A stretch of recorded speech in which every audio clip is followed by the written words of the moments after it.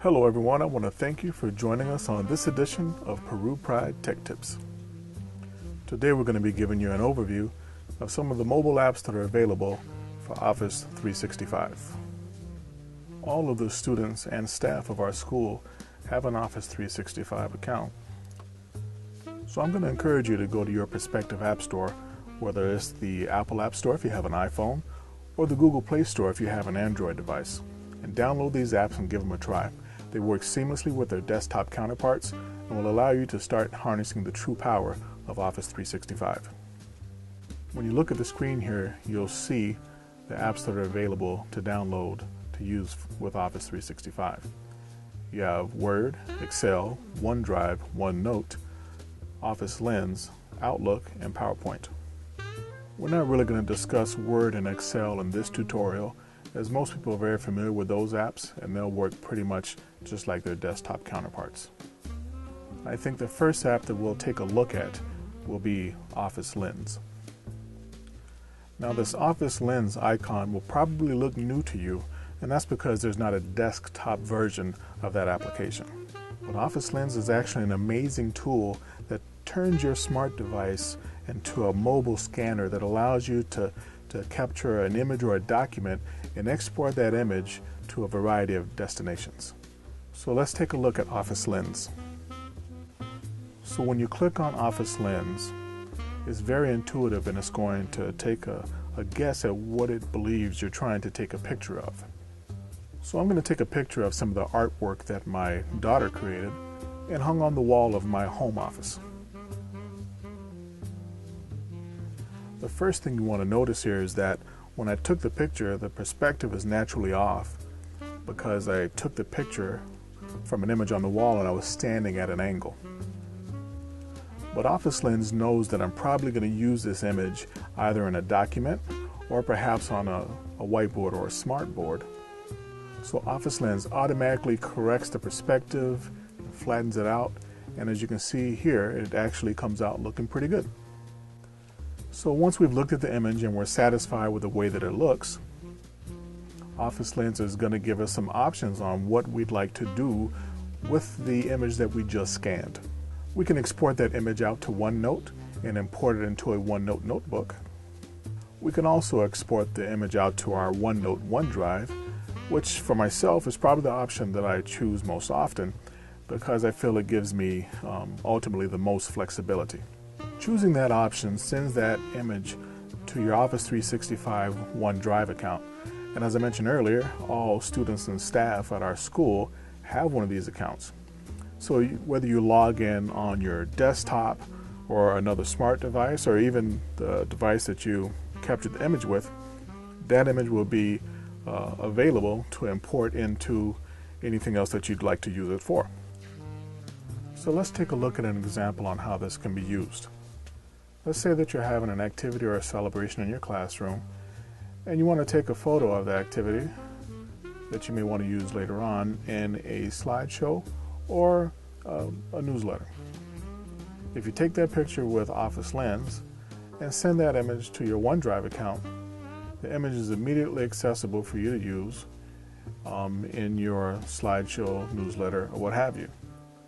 Very often people ask me, hey, how do I get all these pictures off my phone? Well, in this example, guess what?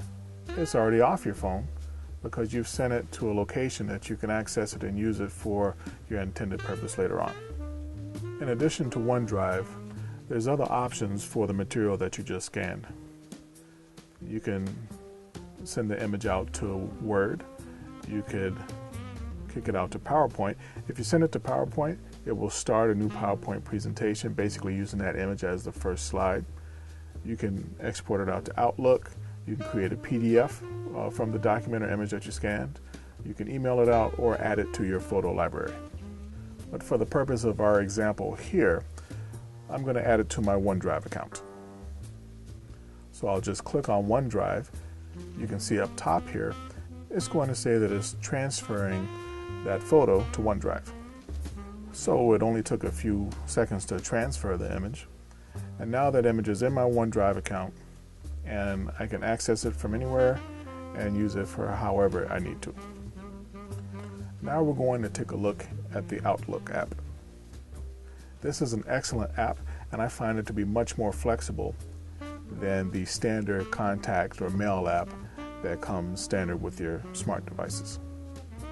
So when I open the app up, you can see that all of my school contacts and emails are automatically in the app. When you go to the calendar, you'll see that it automatically syncs all of your appointments that you've added in your desktop version of Outlook. So when I rotate my phone here, you'll see it'll switch to an expanded calendar view. And you can see here I've got in the schedules for both of our elementary computer labs. And when you click on the People tab, you can see that it lists all of your Outlook contacts here. And that's great because it keeps them separate from the other contacts that, your personal contacts and whatnot that are on your phone. Now, Outlook has long been one of the premier organization and communication tools. And this mobile application allows you to continue to harness the power of Outlook on the go. Let's say I wanted to shoot Megan Matthews, our AV coordinator, an email.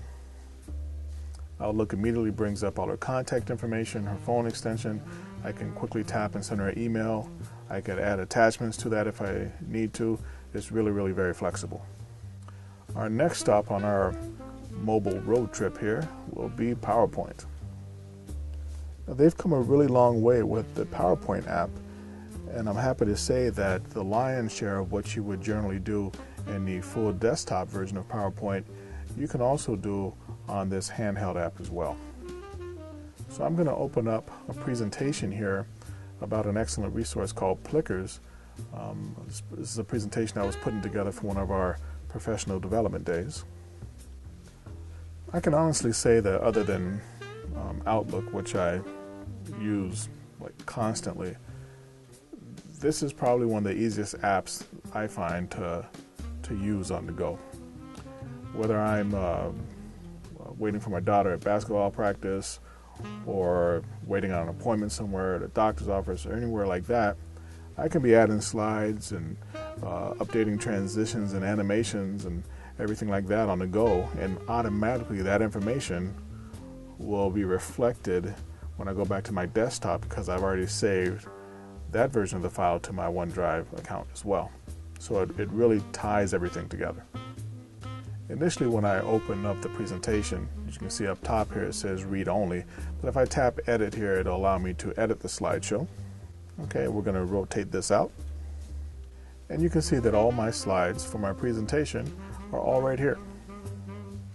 And as I mentioned, you could do pretty much everything you need to with this app. So let's say that I wanted to add a transition from one slide to the next. So I'll just choose the slide that I want, then click this little tab up here, and it brings up this sub-menu that gives me all these options. Whether I want to add transitions, animations, a slideshow, or insert an image or another file. So for our example here, we wanted to add a transition between the slides. So as you can see here, that was pretty much a piece of cake.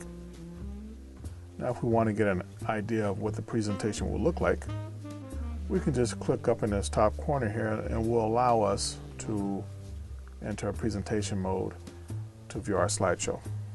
And we can just swipe back and forth through our individual slides. So again, as you can see, this mobile version of PowerPoint is a very powerful and fairly full-featured app.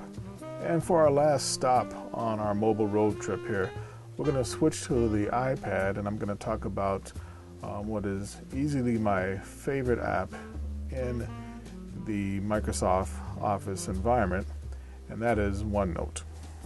Now, when you first open OneNote on your smart device, it'll give you a very brief tutorial in case you've never used the app before.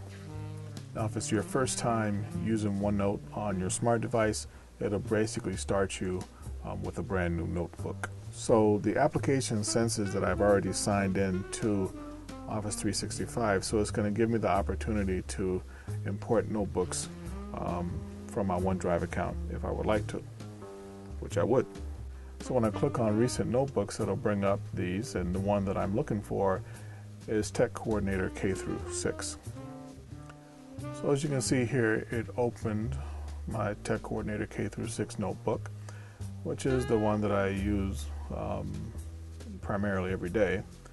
I love OneNote because for me it kind of serves as like a mobile mind palace and allows me to stay organized with all of my content, as you will see here.